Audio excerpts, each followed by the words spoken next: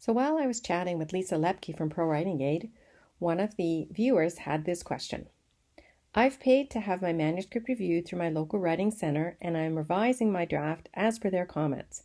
Do I still need beta readers before hiring an editor? Let me answer that for you.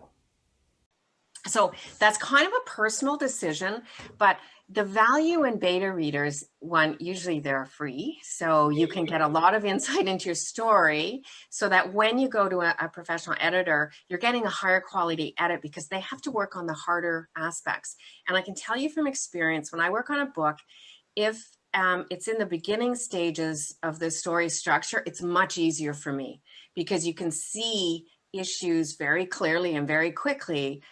If I'm working on a manuscript that the story is much farther along, it's really hard because now I have to look at, okay, this person's got a great story. How do I make it even better and actually help them without influencing their voice, without changing the story that they want to write? And so it's a totally different challenge to an editor, but that person is paying for high-end advice.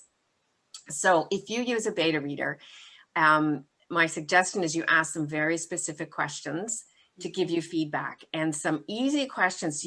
People don't want to, typically when they're your beta reader, to insult you and make you feel bad. So you can ask questions like, please mark every place where you skim. And that tells you they're bored. So that passage is boring. And they don't have to say, wow, this writing is boring. They don't want to tell you that. So they're probably not going to. So you want to ask really specific questions. That's a good one. Tell me if you're confused on the character names. So that the more specific you can be to a beta reader, the more value you're going to get. And then you fix all of that before you go to a professional editor. Yeah, I think that's a good idea. And as much as you can ask, I think for beta readers, because they're not professionals, often they feel quite uncomfortable giving a lot of advice about things. Well, I guess not all of them. There's a lot of beta readers that have a lot of opinions about things. But I think if you ask for specific feedback, whether they have a lot of opinions or not enough opinions, you're more likely to get useful information. That's right. Yeah. Thanks for watching. Try Fictionary Storyteller free for 2 weeks at fictionary.co.